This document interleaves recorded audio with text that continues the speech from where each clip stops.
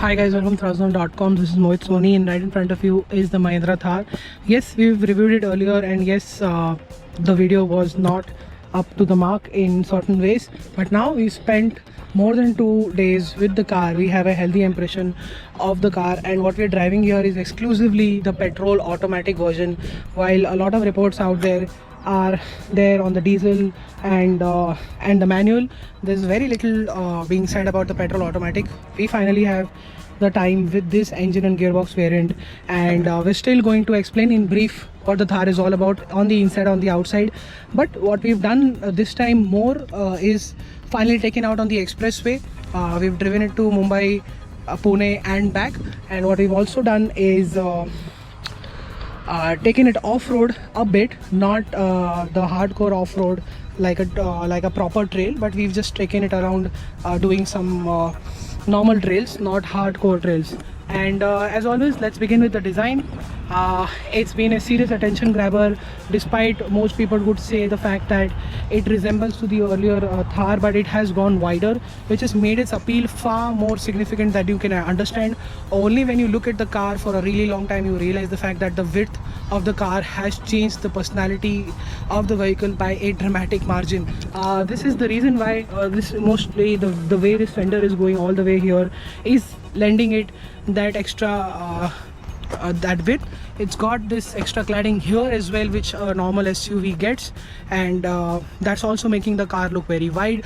What is making this car even much better, much more attractive, and doesn't look like a modified Thar like any other Thar that is on the road, is the fact that how flush this A-pillar part is here, how the windscreen has been put on, and how everything integrates here separately, then here separately, and it still feels it feels very flush. It looks like a Thar that has been polished really well. It's finished very well in terms of design.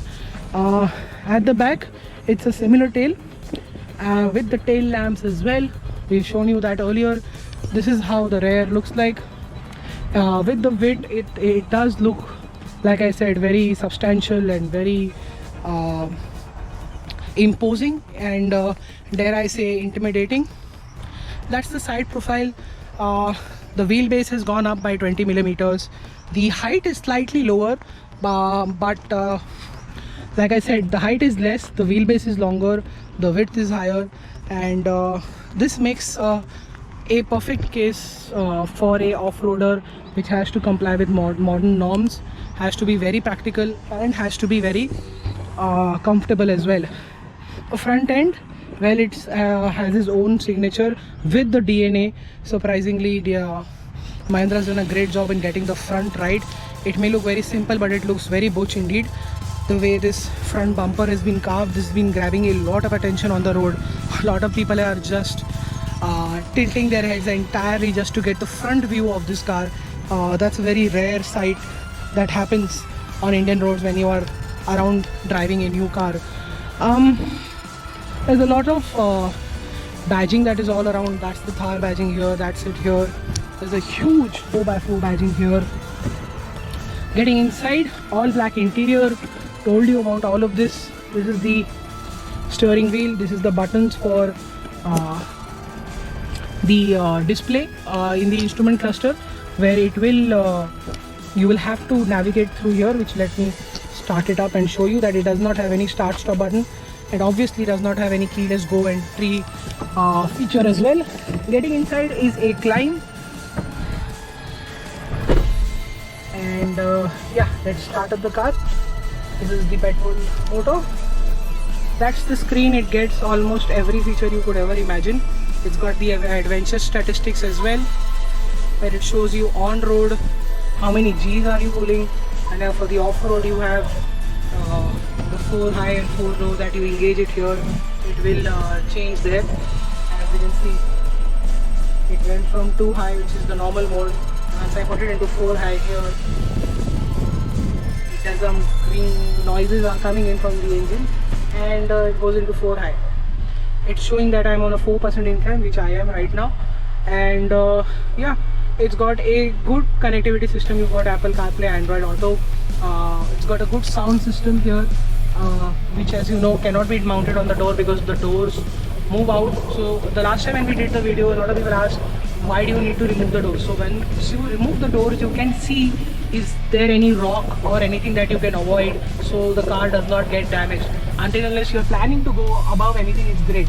But if you end up scraping the sides, that's not a nice thing to do. It's basically damaging your car. So it's best that you remove this and remove the top to get a perfect view of the entire environment. Obviously this is a hard top, I'll show you when I get the soft top for a drive. But to get a complete visibility all around, if I remove this door as well, I can see what I'm touching, how far away I am from the divider, off-road, on the off-road patch of course. System works really well here, and got a decent sound system, could have been a bit better. AC works rather well in true Mahindra tradition, it's an absolute chiller. You've got this switches here, which I explained to you why can't be down mounted on the door. You got these seats, very hugging, very comfortable seats. I wish they would be a tad bit bigger, but I think it's enough for normal people to be absolutely comfortable in. Even I am a slightly bigger guy and I do find myself being very comfortable in the seats. Slightly bigger would have been highly appreciated, but then again I'm sure that could not be accommodated at this point of time. That's the very tiny glove box for such a massive car. That's the plate. We discussed that earlier. And like I said, I'll explain you how can I change everything from here. So there are no buttons to go through the menus here. You have to go through this button. If I keep on pressing this button, as you can see, I can go through settings, trip, fuel efficiency parameters. That's the low ratio mode, you can see over there. You can go into settings, and to select anything you have to press this enter button like a keyboard, and as you can see, you can go there. And if you want to trip the meter, you will have to also press this enter button continuously to trip the meters. So let's do that for you once. That's the trip B. I'm pressing this button continuously and it's gone. So it's going to take some time for you, but since you know it now, that will be much easier for you. Overall, a very nice steering wheel to hold, all black interior, quality is good, everything feels much more robust than before. The earlier car obviously was almost felt like a century old car, but now it feels quite modern, very solid, very robustly built. The finish is also very good in most places, but what I wish is the quality could have been a bit more better. Obviously we'll come to know what the pricing, what's the value ratio that we're getting here. There is a talk that it's going to be extremely good value for money, so I guess quality for that amount of price, let's say between 10 to 15 lakh rupees on road for even the top end diesel automatic variant, would be rather impressive. But obviously the launch is set to happen very soon, which is tomorrow, so let's find out on that day. That's it. That's the car on the inside. We've explained you everything in our previous videos. That's how the sun blinds fold. This is the hardtop version, so I can't open and show it to you now. These are the speakers, the rear seats. Great place to be now on the inside. Thar is definitely an absolute fantastic place to spend some time. So what we've done differently with this time with the Thar is that we spent 2 days with the car and we've taken it from Bombay to Pune and back on the expressway to finally feel what it's feel like on the expressway, which was not one of its forte here. But with this petrol automatic that we drove, it surprised us a lot. The ride quality is pretty good on the slightly jittery part of the expressway. It settles down into a very comfortable cruise at 100-120. It still has more power and torque to overtake if you want, and then it will settle down in a cruise altogether comfortably. It's got that power and torque, it's got that muscle now. It also is very high on refinement. This engine is an absolute gem in terms of refinement, in terms of power and torque, and the gearbox as well deserves a special mention here. Because it shifts very smoothly, very seamlessly and very quickly. I did not find myself driving in peak traffic or on an open highway or cutting through the highway traffic when I needed overtaking. Every single time, all of these 2 times, it delivered torque, overtaking power very easily, very quickly. That's a huge feat. This is the reason why the Thar is impressing us a lot, is because the powertrain has just become so flawless and so seamless that it feels like a normal car, and then we know that it can do off-road really well. We went over a road which we didn't know how it was paved. It was just full of grass, and what you can see right now in front of you, there was a moment where he got stuck in slush, and then we realized we were in too high. When we went into 4 high, it just went over that slush so easily, like there's nothing there, and it was carved in rather well. So, and it just went over it like it would go on the normal paved road. And then we went through some puddles, and we've not flood tested it. We know for a fact, the only thing we know from the specifications, that it now has a 650 water wading capacity. The wheelbase is bigger, the height is smaller, but the width has increased, like I told you earlier. So all of that makes it a very good car on the road and off the road without any compromise than the previous version. Obviously we'll be giving it the full off-road test very soon, as soon as we can do that.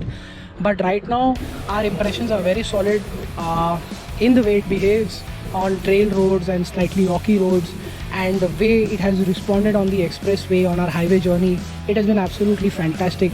Like I said, it's so flawless, seamless, the refinement is so high that you're barely going to realize that you're driving a Thar. It will feel like an XUV or a Scorpio or something like that, because it's that polished on the inside, it's so polished on the outside in terms of design, and it's so polished in terms of its powertrain, that you will be just left surprised.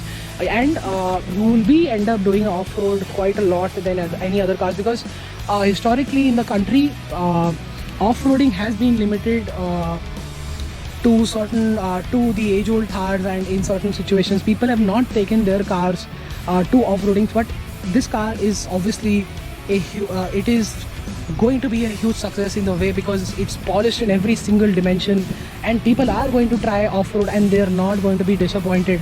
Even normal people who just commute on a daily basis will find time to off-road with this car, and they're going to find themselves very impressed, and knowing that what they're doing can be amplified even higher. The off-road challenge can be doubled, tripled, and still the Thar can manage to do that.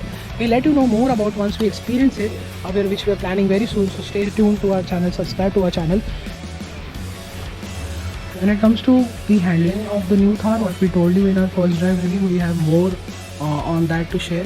Well, the steering is light at parking speeds, which is a great aspect to have. It is light in the city as well. The lock-to-lock ratio is also very impressive of the steering, but the steering angle is very short, so you don't get to play around with the car more. You need to make a bit more effort while parking in tight spots, so that makes it a bit cumbersome, but the overall experience is very impressive.